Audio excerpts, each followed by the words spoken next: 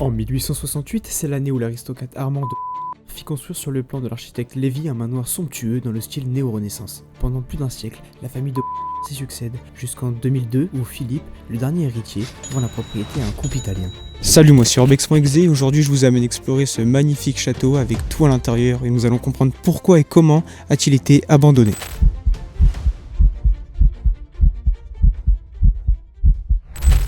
Nous voilà ici, on rentre dans l'allée, l'ancienne allée, sûrement du château vu tous les chênes qui les abordent. Et j'entends un bruit. Bon, je suis sûrement schizophrène. L'exploration se fera avec Mick Urbex juste ici, prêt à en découdre avec ce lieu.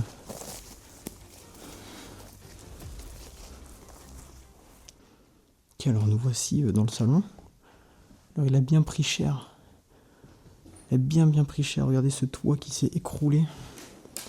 Anciennement, il n'était pas comme ça sur les photos. Donc là, vous voyez pouvoir voir ces super belles colonnes là-bas, comme ici. Et malheureusement, ce toit qui est tombé avec ses canapés jaunes. Je vous mettrai des anciennes photos de quoi ça ressemblait ici avant. C'était vraiment incroyable. Là, il y a tout qui s'est pété la gueule. Parce que il est inoccupé, quoi. Donc là, nous voilà dans l'entrée. Normalement, il y a un landau qui n'y est plus. Là, voilà, vous avez des casseurs. Ça, je suis passé il y a moins d'un mois pour faire un repérage. Ça n'était pas du tout. Je pense que les assiettes ont été lancées du petit trou en haut. Il y en a, ils sont bien venus casser. Hein. Ces gros fils de... Ouais, regarde toute la vaisselle qu'ils ont cassée. Il y en a qui ont balayé. Et ouais. Ah oui, il est là. Il y a une télé dedans. Le fameux landau. Ils ont été barbelés. T'en penses quoi, toi, Migurbex des casseurs? Je comprendrai jamais. Voilà. Nous resterons sur ces mots. Bon, là, j'ai quand même passé un petit coup, là. Sur le tapis. Que ça fasse un peu plus clean, quoi. Et bon, malheureusement, il y a des gens, ils ont cassé cette magnifique entrée, tout en chêne. Ça, c'est un escalier en bois massif de chêne qui est franchement super beau.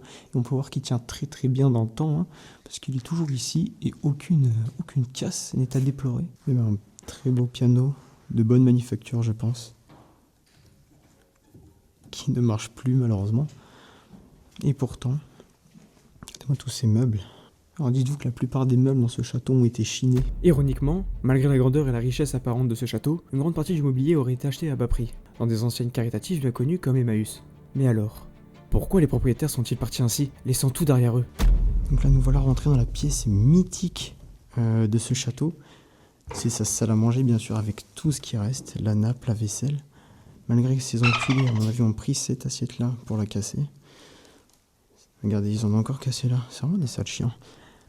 Donc là ici voilà, on a cette magnifique salle à manger avec tous ces fleurs de lys qui montent quand même une haute bourgeoisie parce que vous verrez à la fin de la vidéo, mais ce château appartenait à une très grande famille française.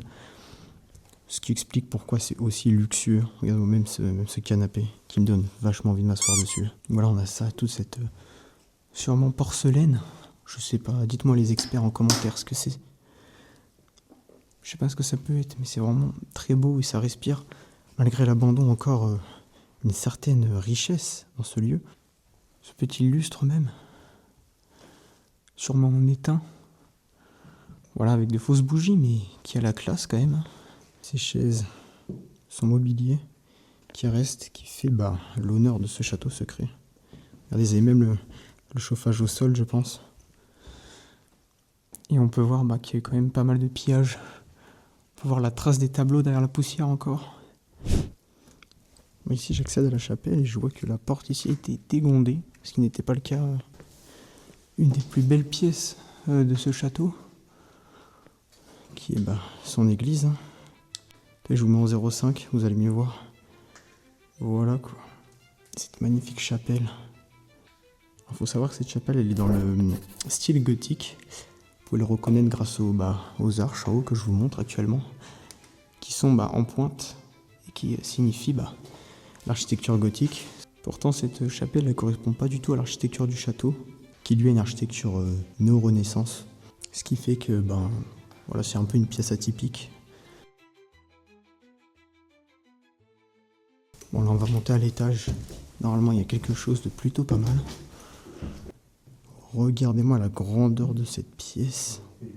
Et surtout de ce cadre qui fait facile 5 mètres de haut. Là. Vous vous rendez pas compte sur la vidéo, mais c'est vraiment immense en vrai. Là, il y a le fameux escalier en chêne. Ce joli piano qui devrait être accordé, lui. Effectivement. Avec des partitions hein, en latin sur le Christ. Parce que là, je peux lire Christi. Là, on a le fameux trou qui donne sur l'entrée. Voilà. C'est là où il veut dire bonjour aux invités. Parce que comme ça, vous pouvez les voir rentrer. Juste, je pense, il voulait pas que le précepteur des impôts arrive, parce que vraiment, ça devait douiller. Mais là, franchement, très très belle manufacture. Regardez-moi ce bois de chêne de partout, là. Ça respire la richesse. Ah, voilà, il n'y a pas que du mauvais, ils ont rangé cette chambre. La fameuse chambre bleue. Avec le fauteuil. C'est immense, la hauteur sous plafond, ici. Ouais. Il y a combien, tu penses? 3 mètres, là? Ouais, 3 mètres, 3 mètres. Ouais, 3 mètres 20 par là. Tellement c'est immense. La tâche, même la tâche est silly. Alors, on va se diriger vers la deuxième pièce que tout le monde connaît du château secret. Et qui est le bureau de couture. Et là, ça va être incroyable. Aïe. Là, cette porte est toujours aussi compliquée à passer. Hein. Pourquoi je fais ce taf hein? Bah, peut-être parce que j'en ai pas. La porte est marrante, elle est incurvée. Elle est pas droite. Voilà, juste petit truc. Madame Migerbex, ça c'est un homme content. Parce qu'il revoit les machines qui sont replacées. Parce qu'avant les machines à coudre ont été balancées. Elles étaient ici, là où je me trouve. Elles ont été remises ici. On va explorer cette petite salle avec ces machines à coudre un peu partout. Et c'est magnifique, regardez-moi ça. Tous ces livres. Même un miroir au fond, alors je sais pas où on pouvait se regarder dedans, mais les livres qui pourrissent. Toutes ces machines à coudre. Toutes des Singer. Hein. Ça rigolait pas. Hein. Il y a une faf quelque part. Faf. C'est quoi ça? Mais elles ont exactement la même gueule. Là, ils ont la même tête, mais. Ils ont copié. Ah ouais, elle est encore sous scellée. Waouh. Une Singer. Par contre, c'est la boîte qui va avec. Donc. Ouais, c'est pas la bonne boîte. Et celle-là, elle est électrique. Il y avait un câble dessus. La pièce est vraiment cool. Vraiment magnifique. Elle est plus jolie comme ça. Ouais. Là derrière, là devait y avoir une cachette secrète, je pense. Là, ici. Derrière ce miroir, il devait se décoller ou je sais pas. Ici, il n'y a plus de vitres. C'est grand ouvert, mais là, on peut apercevoir ce magnifique château. Qui malheureusement tombe en ruine. Regardez, ça fait 15 minutes qu'il est ici, tellement la pièce lui plaît. C'est bon. Donc là, actuellement, pour info, on est dans la salle de couture, quoi, logique. Mais on est dans la plus vieille partie du bâtiment aussi. Qui a rejoint donc ces deux tours. Qui datent du 14e siècle. Oh, Migerbex sauvage. Je vais la remettre. C'est quoi? Ah, c'est un dessus de... Vas-y, hein. On va recouvrir une machine pour la protéger encore. Donc oui, je disais, là on est dans les plus vieilles parties, qui datent du 14e siècle, donc construit donc en 1300, si vous avez suivi vos cours d'histoire. Impressionnant que c'est tenu jusqu'ici en fait. Il n'y a pas grand chose à voir, ici on avait sûrement un ancien billard, vu la structure de la chose. Regardez-moi toutes ces encyclopédies qui pourrissent. C'est abominable de voir le patrimoine français, voilà, comme ça, dans cet état-là. Malheureusement, cette demeure n'est pas un cas isolé. Au fil de mes explorations, j'ai découvert encore et encore des joyaux architecturaux laissés pour compte. Mais la question que tout le monde se pose est toujours la même. Comment un tel patrimoine peut-il rester abandonné?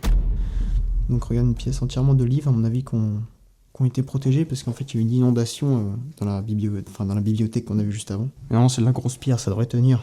Là, on a une petite chambre, petite télé cathodique. Chambre bleue là-bas, enfin une petite pièce bleue, assez bizarre. Là il y a des pigeons, mais là on dirait un pigeonnier surtout en haut. Je pense que même que c'est ça. Ouais, regarde. Il y a vraiment de la merde les pigeons. Plein de caca partout. Ouais mais le sol ici il est à désirer, non? On s'en fout, on n'a qu'une vie. Allez.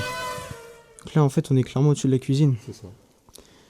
C'est quoi, c'est une petite chambre? Enfin une petite chambre, une grande chambre, mais... Elle est quand même balèze. Je pense pas que ça vaille le risque de passer de l'autre côté, quoi. Non, j'aime pas le plancher, je te vois. Non, le plancher, il penche. Ils avaient entrepris la rénovation, parce que là, il y a du placo qui est pété, enfin, je sais pas.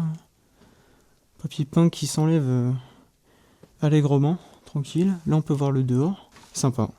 Non, ouais, l'électricité n'est vraiment pas aux normes, quoi. Bibliothèque, toilette madame, lingerie. Remarquez toilette madame. On va s'attaquer un peu à la partie un peu plus chambre, tout ça. Donc on va voir à quoi ressemblent les chambres de notre patrimoine, clairement. Waouh. J'ai l'impression que l'armoire va me tomber sur la gueule. La chambre que voilà, la chambre... elle a pas de nom. Voilà. En tout cas, elle a bien moisi. Ça, c'est très flippant, là, sur le lit, ça, cette chose-là. J'aime pas du tout. Ok, une petite salle de bain, tranquille. Hein. Une petite chambre. Petite chambre d'invité, quoi. J'avoue que c'est peut-être le dernier escalier que je vais monter de ma carrière. Ah, je vois le bois qui se décolle du mur et tout. Oh putain. Pourquoi il y a une corne qui sort du plafond, là? C'est la fameuse cloche qu'ils ont volée. Ah ouais? Ouais. C'est sûr, c'est pas plutôt pour se pendre? Tu peux maintenant. La déco, ça me fait penser au manoir Dystopia, qui est une de mes excellentes vidéos que vous pouvez regarder. Hein. Ne faites pas les timides. Au fait, pour ceux qui ne l'ont toujours pas fait, abonnez-vous et activez la cloche. Et mettez un petit like aussi, c'est super sympa. Et ça m'aide beaucoup à grandir. Donc il faut absolument que vous abonnez, que vous activez la cloche et vous likez. Ça coûte rien, c'est super bien. Bref, revenons dans cette chambre. Alors, la petite chambre avec ce papier peint. Là, on est quand même un total de, je pense, de plus de 10 chambres. Parce qu'il y a tout de l'autre côté aussi que j'avais déjà fait. Et que je vais vous montrer aussi vite fait. Mais là, il y a de quoi faire des chambres d'hôtes, un hôtel. Enfin, il y a plein de reconversions, ce château.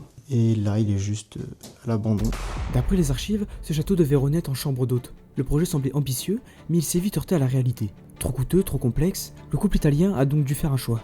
Ils l'ont vendu. Et la vente de ce château va être le début d'une longue descente aux enfers. Parce que là, le nombre de chambres qu'on pourrait faire là-dedans, c'est dommage. C'est vraiment dommage de laisser ça.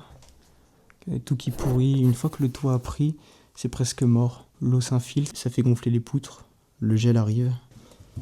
Voilà, quand on vous dit qu'il faut faire gaffe en urbex, c'est essentiellement pour... Bon là, il y a le toit qui se pète, ok. Actuellement au 3e étage. Faut surtout pas que je tombe, sinon je vais traverser les 2 autres. Waouh, alors je me suis perdu dans les combles du château. J'ai trouvé cette petite chambre. Petite chambre. Je dirais qu'il y a un cadavre en dessous. Petite machine à écrire là-bas. Waouh. Oh, la table elle est en marbre. Petite table en marbre. Bon, je vais pas aventurer plus loin. Ah, c'est l'étoile de la chapelle. C'est sûrement ici qu'on enfermait les petits enfants. Ça m'a l'air très lugubre, très sombre. En plus, il y a juste un réchaud, c'est vraiment bizarre. Hein. T'es comme ça, t'es. Ouais, non, c'est vraiment strange. Ouah, comment que c'est haut. Aïe aïe aïe. Là, on se retrouve dans là où il y a les master bedrooms. Les grosses chambres. Regardez toute cette bourgeoisie qu'on peut voir. Là, on a la partie du manoir, du coup, qui date du 19e siècle, donc qui a été construit en 1853. Aïe, ah, qu'est-ce que c'est que ça? Bon bref, ici ça pue sa mère, et je pense que c'est la moquette qui a moisi. Ah, il y a du caca, peut-être pour ça que ça pue aussi. Avec des draps en... J'ai du satin, je sais pas, c'est une matière bizarre un peu là. Ok, donc là on a une petite ouverture. Oh, c'est une chambre d'enfant ici. Oh, bizarre. Vraiment bizarre. Moi, je sais pas déjà combien de chambres j'ai exploré là, mais là j'ai pas mal. Waouh.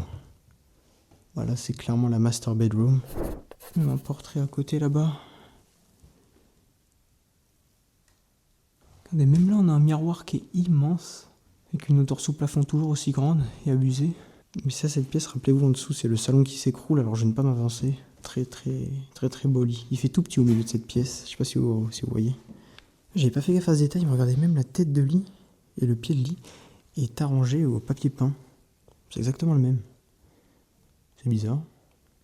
La modernité du papier peint et la richesse témoignent d'un héritage d'une famille française puissante. Leur fortune s'est bâtie principalement sur l'exploitation de terres agricoles et forestières. Plusieurs de ses membres furent maires, conseillers généraux ou encore mécènes des paroisses environnantes. Waouh. Ah, c'est vachement écroulé. Ouh.